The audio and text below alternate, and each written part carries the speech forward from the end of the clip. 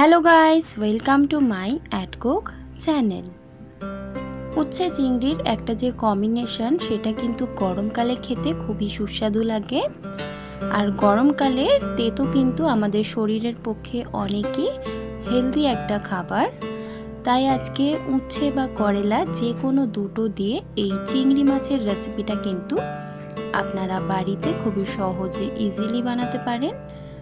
আজকের এই সহজ অ্যান্ড সিম্পল রেসিপি দেখার জন্য এই ভিডিওটা আপনারা সম্পূর্ণ দেখুন দয়া করে। আর এই রেসিপিটা কতটা যে সুন্দর হবে সেটা কিন্তু বানিয়ে খেলেই বুঝতে পারবেন। চলুন রেসিপিটাকে শুরু করে নিই। সর্বপ্রথম এখানে আমি কড়াইয়ে তেল নিয়ে নিয়েছি, আর এখানে আমি একটা বড় সাইজের পেঁয়াজ কুচিয়ে নিয়েছি, আর এভাবে করে সরু সরু করে আমি আলু কেটে নিয়েছি উচ্ছের মধ্যে দেওয়ার জন্য।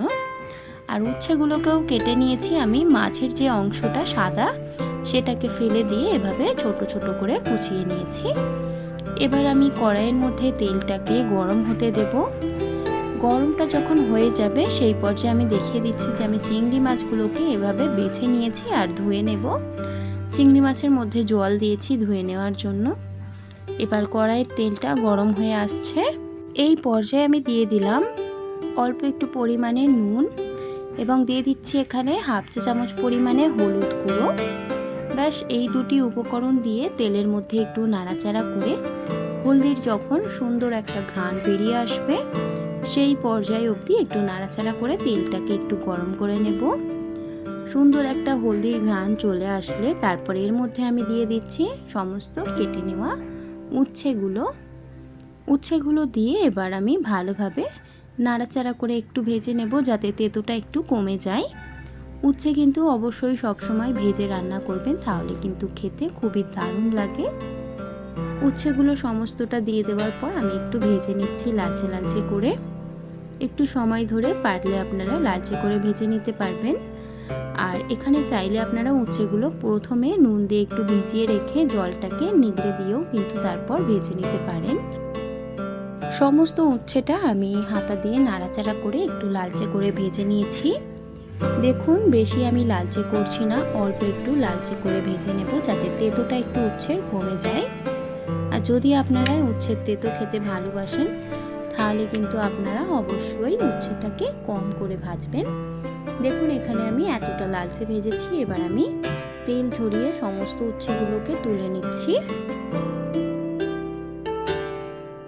সমস্ত উচ্ছেটা আমি তুলে নিয়েছি। আবার এই উচ্ছের তেলের মধ্যে আমি কিন্তু একটা বড় সাইজের কুচিয়ে নেওয়া পেঁয়াজ দিয়ে দিচ্ছি। পেঁয়াজটা দিয়ে ভালোভাবে এবার হাতা দিয়ে নাড়াচাড়া করে একটু লালচে ব্রাউন করে ভেজে নেব। পেঁয়াজটা নাড়াচাড়া করে লালচে করার সময় এখানে আমি কেটে রাখা আলুটাকেও অ্যাড করে দিচ্ছি যাতে আলুটাও এই তেলের মধ্যে অল্প একটু করে ভেজে নেওয়া যায়। আলুটা ভেজে নিলে কিন্তু তরকারির স্বাদ আরও দ্বিগুণ বেড়ে যাবে। আলু এবং পেঁয়াজটাকে নাড়াচাড়া করে কিছুক্ষণ ধরে আমি নাড়াচাড়া করে এখানে ভেজে নিচ্ছি যাতে পেঁয়াজটাও একটু লালচে হয়ে যায় আর আলুগুলোও একটু লালচে হয়ে যায়। কিছুক্ষণ নাড়াচাড়া করতে করতে আলু এবং পেঁয়াজটা একটু লালচে হয়ে এসেছে। এই পর্যায়ে আমি দিয়ে দিচ্ছি এখানে গুঁড়ো লঙ্কা 1 চা চামচ পরিমাণে। চাইলে আপনারা ঝালটা আপনাদের অনুযায়ী দিতে পারেন, চাইলে কাঁচা লঙ্কাও ব্যবহার করতে পারেন রান্নার মধ্যে। লঙ্কাটা দেওয়ার কারণ তেলের মধ্যে একটা সুন্দর লালচে কালার হয় যখন প্রথমের মশলাটাই লাল লঙ্কা হয়। লাল লঙ্কা দিয়ে দেওয়ার পর এবার ভালোভাবে নাড়াচাড়া করে আমি একটু তেলের মধ্যে আর আলু পেঁয়াজের মধ্যে মিক্স করে নিচ্ছি সুন্দরভাবে। এবার আমি একটু মিক্স করে দিচ্ছি। নাড়াচাড়া করে লঙ্কাটাকে মিক্স করে দেওয়ার পর দিয়ে দিচ্ছি এবার সমস্ত উপকরণ, যেমন কি হলুদ গুঁড়ো 1 চা চামচ পরিমাণে দিয়ে দিলাম আর স্বাদ পরিমাণে নুন দিয়ে দিলাম। এখানে আমি জিরে গুঁড়ো ব্যবহার করিনি, তার কারণে গোলমরিচ গুঁড়ো হাফ চা চামচ ব্যবহার করলাম। আর আদা রসুন 1 চা চামচ ব্যবহার করলাম, আদা রসুনের পেস্ট। ব্যাস এই সমস্ত ঘরোয়া মশলাগুলোকে দিয়ে এবার ভালোভাবে হাতা দিয়ে নাড়াচাড়া করে আমি আলু এবং পেঁয়াজটাকে একটু কষিয়ে নেব যাতে পেঁয়াজটা গলে আসে। আর অল্প অল্প জল দিয়ে আবারও কষিয়ে নেব। জল দিয়ে ভালোভাবে কষিয়ে নেবেন। যদি জলের প্রয়োজন হয় অল্প অল্প জল দিয়ে কিন্তু আবারও আলু এবং পেঁয়াজটাকে কষিয়ে নিতে হবে। আর পুড়িয়ে পুড়িয়ে একটু কষলে তাহলে কিন্তু তরকারির স্বাদটা আসে। অর্থাৎ বেশি জল দিয়ে ভুনা ভুনা করে ভুনবেন না, অল্প অল্প জল দেবেন। আর কড়াইয়ে যখন ধরে ধরে আসবে সেই পর্যায়ে নাড়াচাড়া করে আবারও জল দেবেন। তাহলে এভাবে করে কষে নিলে উচ্ছে এবং আলুটার মধ্যে ভালোভাবে মশলাটাও অবজর্ব হবে আর মশলাটা থেকে স্বাদ কিন্তু বাড়বে। এবার আমি আলু এবং পেঁয়াজটাকে ভালোভাবে কষিয়ে নিচ্ছি সময় ধরে। এই রেসিপির মধ্যে আলু এবং পেঁয়াজটা কষিয়ে নিতে বেশি সময় লাগবে না। অল্প একটু সময় ধরে যখন দেখবেন আলু থেকে তেল বেরিয়ে এসেছে, দেখুন ধারে ধারে তেল রয়েছে, এই পর্যায়ে আমি চিংড়ি মাছটা যে ধুয়ে রেখেছিলাম সেটাকে আমি দিয়ে দিচ্ছি। অল্প একটু জল সমেত দিলাম, কারণ জল এখানে প্রয়োজন ছিল কষিয়ে নেওয়ার জন্য। আপনারা চাইলে শুধু চিংড়ি মাছটা দিয়েও কিন্তু এখানে নাড়াচাড়া করে নিতে পারেন। আমি হালকা একটু বড় সাইজের চিংড়ি মাছ দিয়েছি, আপনারা যে কোনো চিংড়ি এখানে ব্যবহার করতে পারেন। চিংড়ি মাছ দিয়ে হাতা দিয়ে অনবরত নাড়াচাড়া করে এবার মিক্স করে কষিয়ে নেব সুন্দরভাবে। এখানে আমি চিংড়ি আলুটাকে ভালোভাবে নাড়াচাড়া করে অল্প একটু ভাবিয়ে নেওয়ার জন্য 1 থেকে 2 মিনিট ঢাকা দিয়ে রেখেছিলাম। তারপর ভেবে যাওয়ার পর দেখুন কত সুন্দর গাঢ় একটু ঝোল হয়েছে। এবার নাড়াচাড়া করে এখানে ঝোলটাকে পুরোপুরি মেরে ফেলবো। তারপর ভালোভাবে নাড়াচাড়া করে ঝোল কমে আসার পর এখানে আমি ভেজে রাখা উচ্ছেটা দিয়ে দিচ্ছি। সমস্ত উচ্ছেটা দিয়ে দেওয়ার পর এবার নাড়াচাড়া করে সমস্ত জিনিসটা একটু মিক্স করে নেব 1 থেকে 2 মিনিট।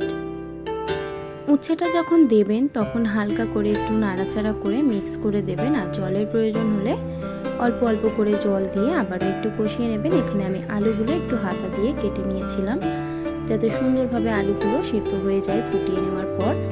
এখানে আমি চিংড়ি মাছের মাথা বাটার জল দিয়ে দিচ্ছি, এটা পুরোপুরি অপশনাল, চাইলে আপনারা দিতে পারেন বা নাও দিতে পারেন।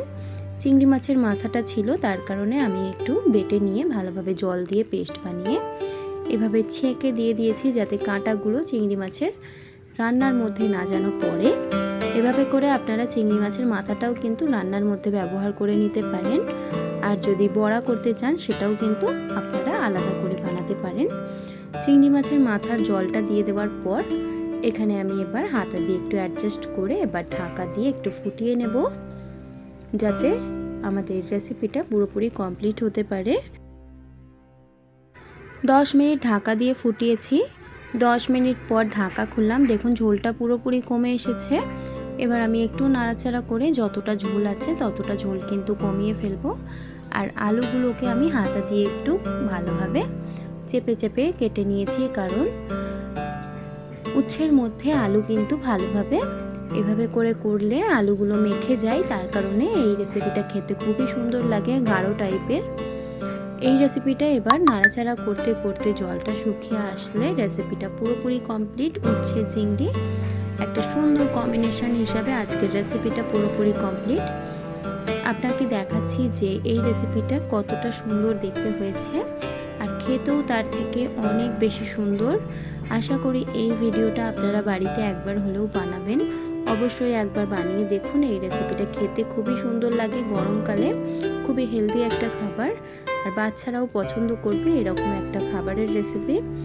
আশা করি এই ভিডিওটা আপনাদের ভালো লেগেছে। ভালো লেগে থাকলে অবশ্যই লাইক, শেয়ার অ্যান্ড সাবস্ক্রাইব করে দেবেন। আমার চ্যানেলে যদি নতুন হয়ে থাকেন অবশ্যই চ্যানেলটিকে সাবস্ক্রাইব করে আমার পাশে থাকবেন। দেখা হবে নেক্সট ভিডিওতে। আজকের এই ভিডিওটা সম্পূর্ণটা দেখার জন্য আপনাদের সকলকে জানাই অনেক অনেক ধন্যবাদ।